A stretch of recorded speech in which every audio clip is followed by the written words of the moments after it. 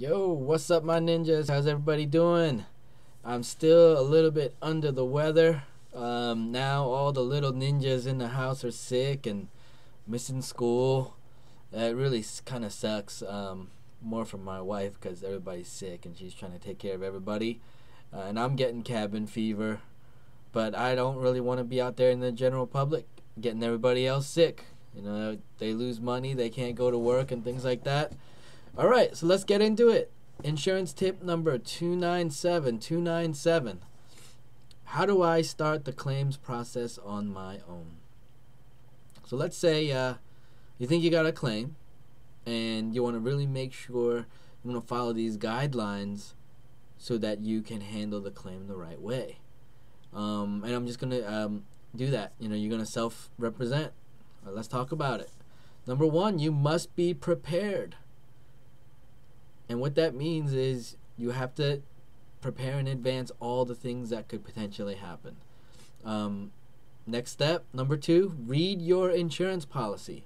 Make sure that you have insurance coverage for the type of damage that you think you have, right?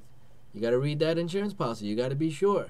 Number three, are you sure that this is a one-time sudden and accidental event? If you cannot answer that question and you're like, oh, you know, it's happened a couple times or it's happened kind of over the past couple weeks or the past couple months, it's not an insurance claim. And just like the word says, it must be accidental. It cannot be intentional, right? Now, if somebody is vandalizing your home, that's the only time that it's different. But it can't be you or a family member. It has to be, third party. So let's talk about a couple things that are not covered in most insurance claims, insurance policies. Settling cracks. I think I get that like 15 times a year. We walk around the house and they start pointing at all these settling cracks like, oh, you think that's covered? No, it's not covered. Settling cracks are never covered. Also, mold because of humidity and lack of ventilation, also not covered. And flooding in the basement. Unless you have a sump pump endorsement and a sump pump, flooding in the basement is almost always never covered. Unless you have a flood insurance policy.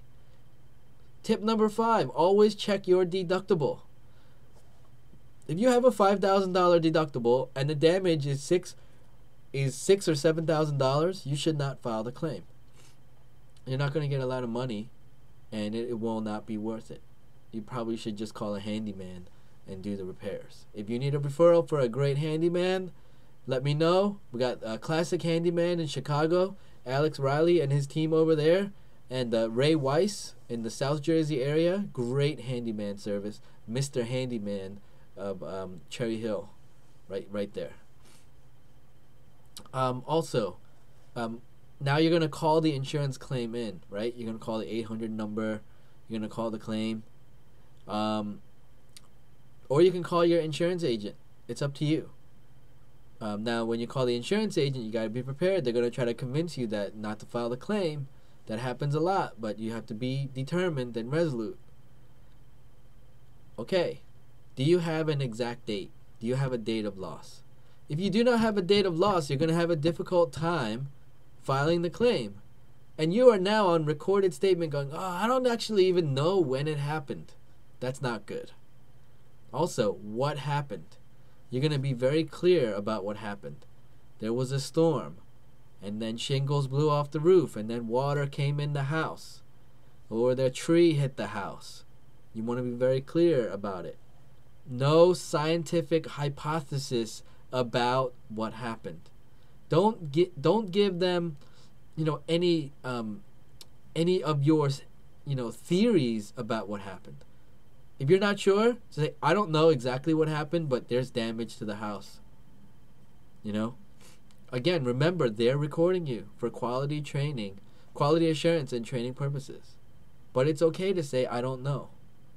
But you should send an adjuster out so that we can figure it out, right? Now, in a situation where you have a claim and there's active water or smoke damage, the insurance company might say, oh, we'll send somebody out.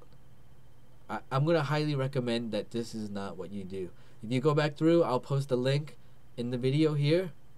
The insurance company preferred vendor is not on your side. All right? They're sent out by the insurance company. They're getting more jobs from that insurance company. You're not the customer. The insurance company is their customer. They're not going to do a good job for you. I mean, sometimes they do, but a lot of times they really mess up. They're not going to bite the hand that feeds them in order to make sure you're okay. I would hire an independent water cleanup or a smoke cleanup company. If you need a recommendation of who you should hire, I have a long list of nationally vetted professionals. Direct message or call me. I know that you're not filing the claim, but you just need a referral for a recommendation for somebody who will do the cleanup correctly. All right. Now you file the claim. Now you are fully within your rights to decline the preferred vendor that the insurance company wants to send out.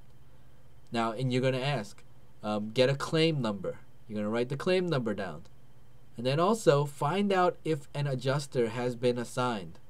And again, do not let a non-adjuster in your house.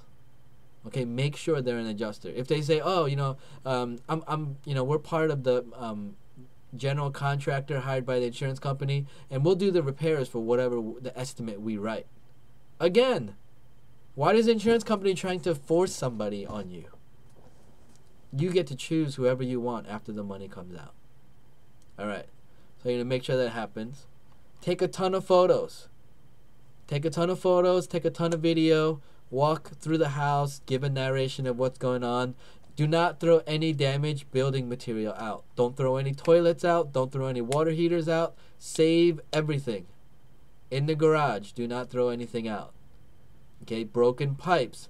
If you've replaced something from Home Depot, do not throw it out. You need it. And then you wait for your appointment. So that's the first part of what the good best practices for filing your own claim.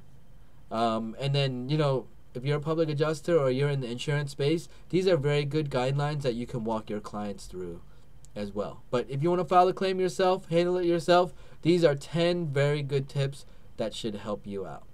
All right, everybody have a good night, and I will see you tomorrow.